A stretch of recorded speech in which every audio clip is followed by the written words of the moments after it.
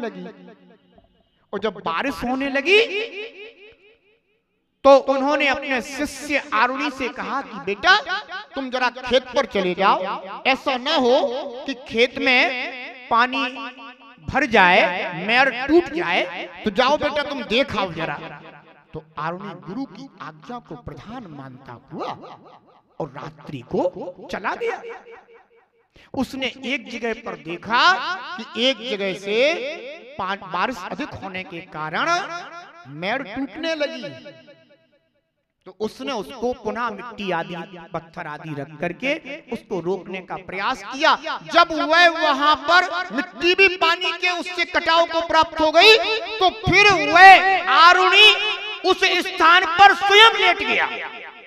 इधर गुरु वो जो धौम ऋषि थे वो बहुत चिंतित होने लगे कि मैंने पुत्रवत अपने शिष्य को वहां भेजा था और वो अभी तक लौटा नहीं। तो वो चिंतित हो गए और वो रात्रि को कोई प्रकाश का उपकरण लेकर के और जाकर के खेत पर चिल्लाने लगे, बेटा आरुणि, बेटा आरुणि, बेटा आरुणि, तुम कहां हो? तो आरुणि वहां लेटा हुआ था। तो वहीं से बोला, गुरुदेव हम यहाँ हैं, गुरुदेव हम यहाँ हैं। तो वो उसकी आवाज सुन करके और गुरुदेव उसके पास तक पहुंचे, जाकर के देखा, अरे तू तो ये तो यहीं पर लेटा हुआ है। उसको उठाया और उठा करके कहने लगे, आरुणि बेटा तुम यहाँ क्यों लेट गए? बोले अगर मैं नहीं लेटता तो इसमें पानी भर जाता। ध्यान रखना, धौम ऋषि ने उसे उठा करके अपने गले से लगा लिया। धर्मात्मा, धर्मात्मा जीव अगर कहीं पर प्रभावना में कमी दिखती हो, अप्रभावना का कारण बनने वाला हो, तो आरुणि की तरह वह अपना योगदान दिया करता है, पर कभी भी अप्रभावना का कार्य में सहयोग नहीं करता। ध्यान रखना, सम्यक दृष्टि जीव इन 8 अंगों का पालन करता हुआ अपने सम्यक दर्शन को शुद्ध सम्यक दर्शन में योजित करता है, पर कभी भी इन दोषों को स्वीकार नहीं करता। बंधुओं, आपने जो इन दिनों में संक्षिप्त सम्यक दर्शन की व्याख्या सुनी, चरणान योग की अपेक्षा से इन 25 मल दोषों से रहित सम्यक दर्शन शुद्ध सम्यक दर्शन कहलाता है। आचार्य समंत भद्र स्वामी ने कहा, भयासा स्नेह लोभाच्य कुदेवागम लिंगिनाम प्रणामम विनयम चैवे ना कुर्यु शुद्ध दृष्टिया। जो शुद्ध दृष्टि होता है, यानी जो शुद्ध सम्यक दृष्टि जीव होता है, वह भय से, आशा से, स्नेह से और लोभ से कभी कुदेवागम लिंगी नाम, कुदेव कुआगम और कुलिंगी अर्थात कुगुरु कुदेव और किससे? भय से। स्वभाव चक्रवर्ती नरक क्यों गया? किसने प्रभावित कर दिया? भय ने। मैं मर जाऊंगा। रमो उस देव ने कहा कि तू रमोकार मंत्र को लेकर के इस पर अपना पैर रख दे। जब तक उसके हृदय में उसकी श्रद्धा थी, नौका डगमगा सकती है पर डूब नहीं सकती। ध्यान रखना, श्रद्धावान जीव की नौका डगमगा सकती है पर कभी डूब नहीं सकती। और वह भय से श्रद्धा को छोड़ बैठा, और जैसे उसकी भय के कारण श्रद्धा गई और वो तुरंत उसकी नौका डूबी, मरण करके साथ में नरक में गया। भय, आशा से कोई आशा लग जाए, इच्छा हो कि हमें ऐसा ऐसा फल प्राप्त हो जाएगा, भयासा। स्नेह से कभी कभी क्या होता है, बहुत सारे जीव आपस के स्नेह के कारण, किसके कारण? आपस के, हमारे व्यवहार ना बिगड़ जाएं, हमारे उनके साथ बहुत अच्छे व्यवहार हैं, बिल्कुल घर जैसे संबंध हैं, परिवार जैसे संबंध हैं। अरे भाई तेरे परिवार के संबंध परिवार में रख, घर के संबंध घर में रख, समाज के संबंध समाज में रख, पर धर्म के संबंध में हमारा किसी के साथ कोई भी ये लोक व्यवहार नहीं चलेगा। ध्यान रखना, स्नेह के कारण अगर कोई कुदेव कुशास्त्र कुआगम इनकी को प्रणाम करता है, विनय करता है, तो ध्यान रखना वह अपना ही आत्म अहित करता है। इसलिए धर्म के क्षेत्र में कभी भी ना तो परिवार ना समाज ना व्यवहार ये कुछ नहीं देखना चाहिए। धर्म तो हमारी व्यक्तिगत संपदा है और उसे हमें व्यक्तिगत रूप से ही आचरण करना चाहिए। जानते हो श्रीपाल के साथ 700 जो थे वो किसके कारण कुश्ती हुए? स्नेह के कारण। किसके कारण? स्नेह, क्योंकि अपने स्वामी से उनको क्या था?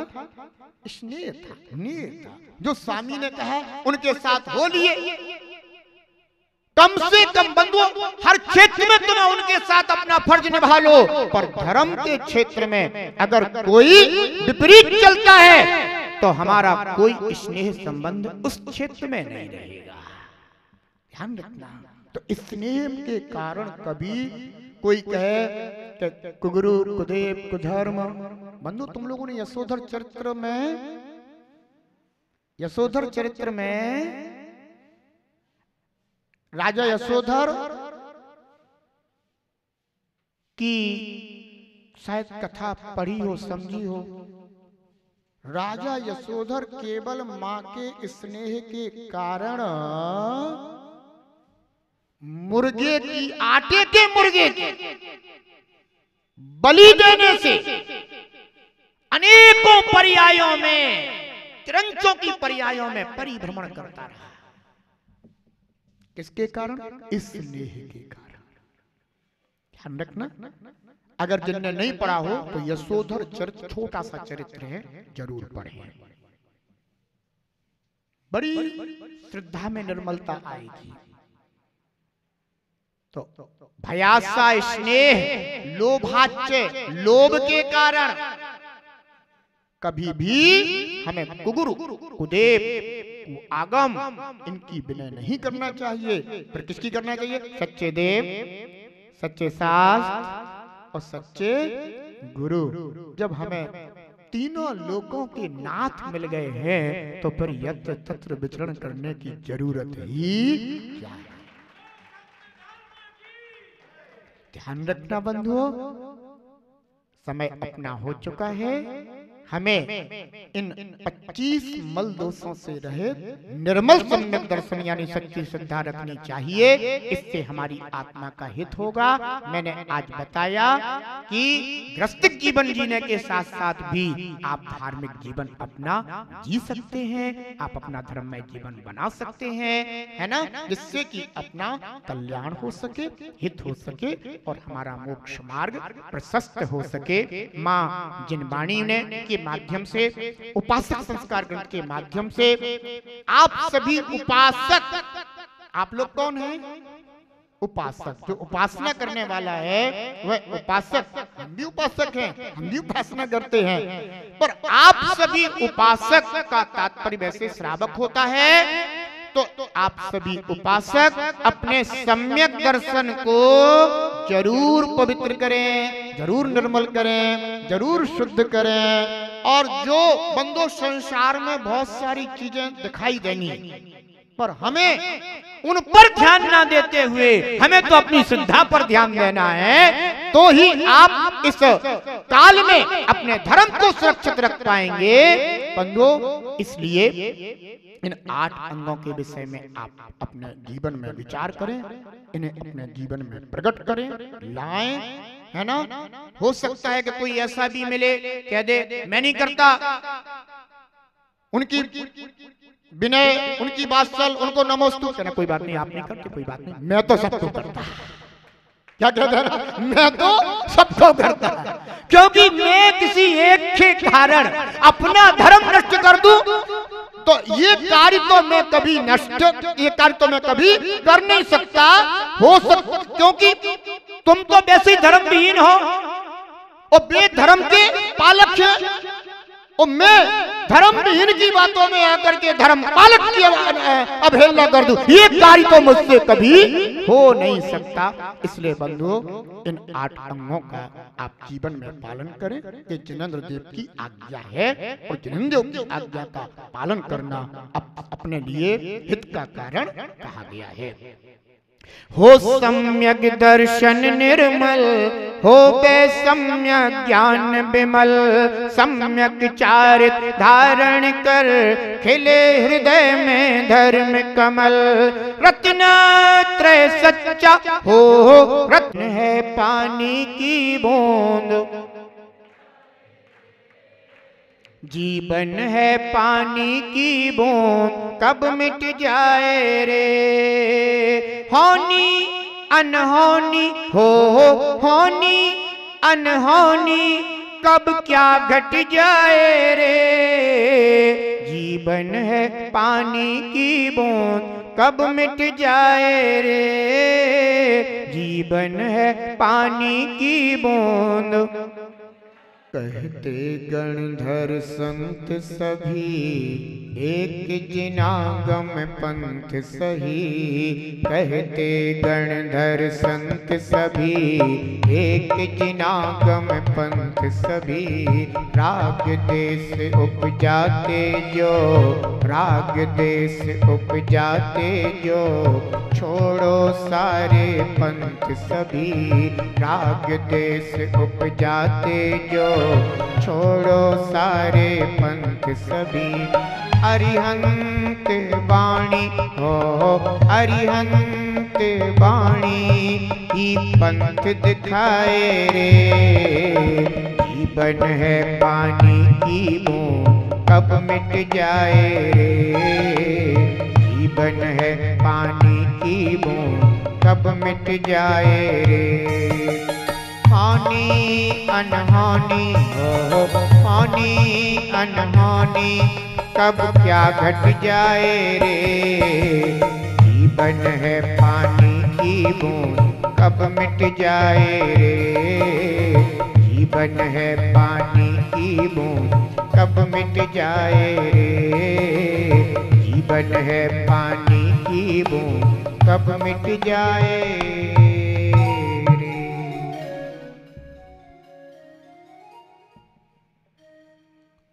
जयति जिनागम पंथ,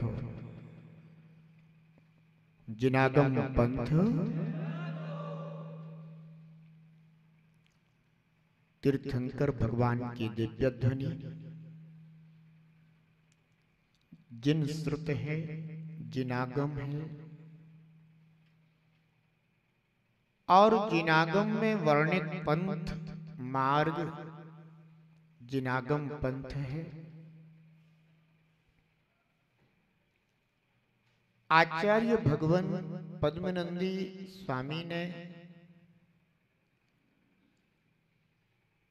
जिनागम पंथ का स्वयं आचरण करते हुए, अनुभव करते हुए, जो उन्होंने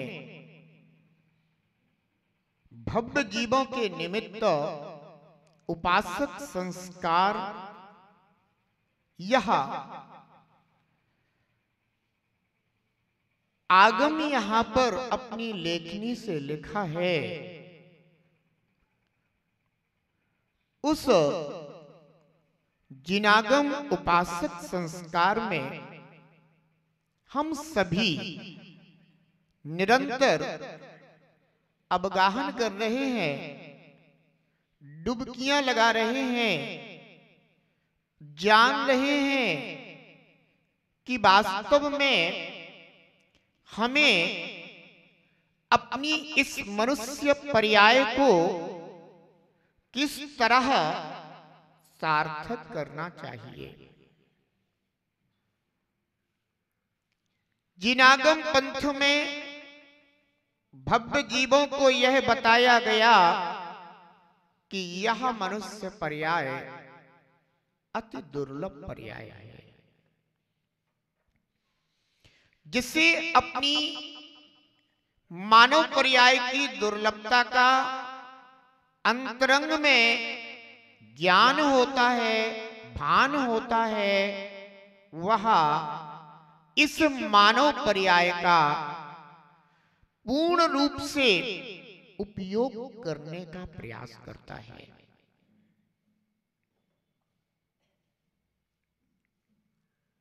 आत्मा अनंत गुणों का पिंड है। आत्म कल्याणी मार्ग आत्मा में ही निहित है। ऐसा आचार्य भगवान पद्मनंदी स्वामी हमें उपासक संस्कार ग्रंथ में बता रहे हैं।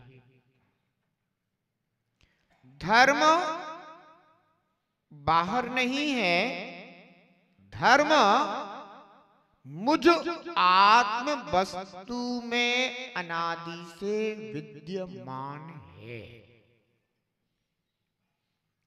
हमें अपने धर्म को अपनी आत्मा में ही जाकर स्वीकारना है। जो हमारी भूल है वो यह है कि हमने अपने निज धर्म को अपनी आत्मा में जाकर स्वीकारा नहीं।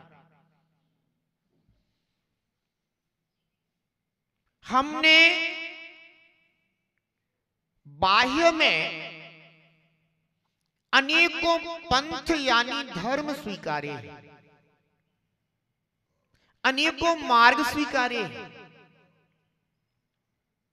राग भी पंथ है, द्वेष भी पंथ है, क्रोध भी पंथ है, मान भी पंथ है, माया भी पंथ है, लोभ भी पंथ है। जितने प्रकार के यह कषाय परिणाम हैं, ये भी पंथ है।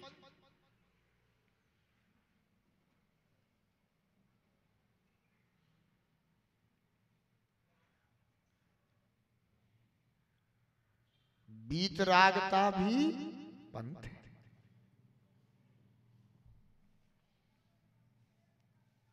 अक्रोध स्वभाव भी पंथ है,